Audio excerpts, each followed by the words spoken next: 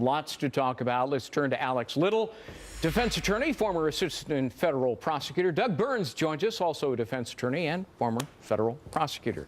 Well, you guys know each other too, probably. Probably, yes. All right, Douglas, let me start with you.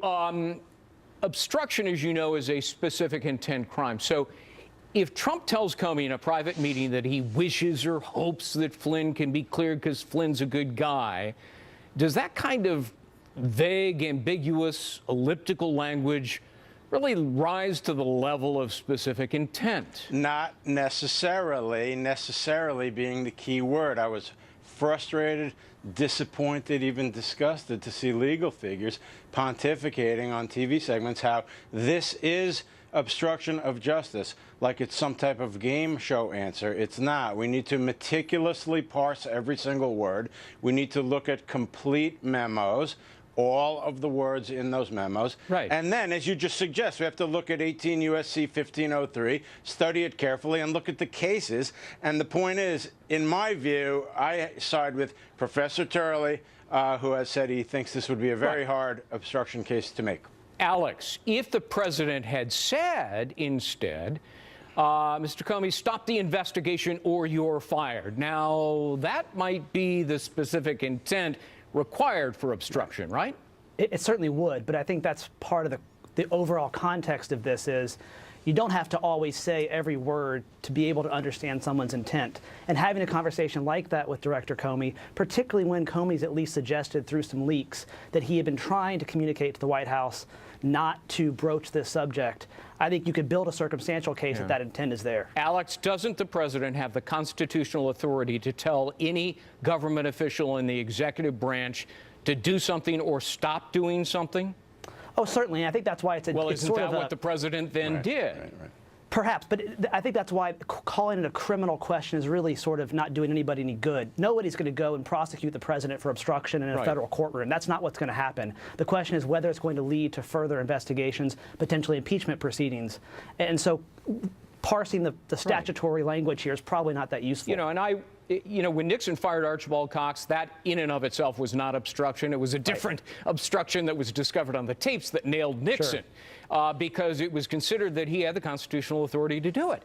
Now, Doug, doesn't Comey himself have a legal problem? If he thought the president was attempting to obstruct, he's required by law to report it to the DOJ, and failure to do so is a crime. I read your article, of course, and studied it. And it's interesting because it's a catch-22, and it really exposes what's really going on, with all due respect to everybody. And that is that if he thought that this was such an egregious attempt to obstruct justice, A, he would have to report it to superiors in the Department of Justice.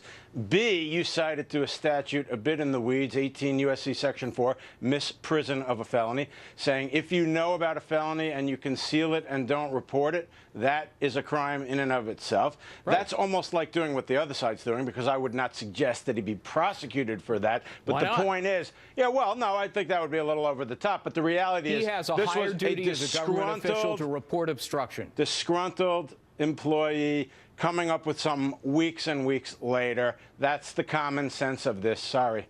Yeah, makes it even worse that he waited 3 months. Alex, Robert Mueller, I want to talk about him, appointed special counsel. But the special counsel law prohibits him from serving if he has a conflict of interest.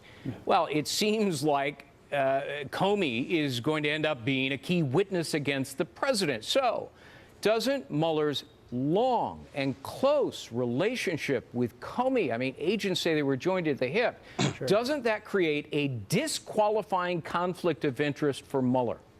Probably not. I mean, this is Washington. Everybody knows everybody, and everybody's close. I think that you can make an argument. I understand the argument's been made and been made strongly. But if you look at how Washington's operated for decades, I mean, particularly people in those positions know each other well. If you look at the way that Dick Cheney interacted with Antonin Scalia, there was, liberals were calling for that to be, for Scalia to recuse himself. That wasn't with respect to a pending criminal investigation. Right. Well, no, this it was a pending different. Supreme Court case. I mean, it's only different in the sense of what's the motivation for why you'd want to remove Comey. And I think that, to remove Mueller, if the argument is that Mueller's not going to do his job appropriately, I think you can find that out through the process. Even honest people can be influenced in ways they don't even understand. Doug, if this ends up being a he said with respect to the meeting between Trump and Comey. Yes. How can Mueller fairly and impartially assess Comey's credibility versus Trump? I mean, isn't Mueller going to believe his good friend over the man who fired his good friend? Yeah, no, I understand Alex's point, and I don't necessarily disagree with it, but at the same time, I would cite to something that you yourself have cited, Greg, which is that it's not just an actual conflict, because Alex is right. To suggest that somebody with Bob Mueller's background would necessarily adjust his focus may not be fair. But what about the appearance of an impropriety? That's something just that as we bad all under the law. deal with in ethics all the time. Right. And that's precisely why these ethical rules govern lawyers' conduct in situations just like this. Exactly. Alex and Doug Burns, Alex Little. Guys, really appreciate your being here. Thanks. My Thank pleasure, you. Greg.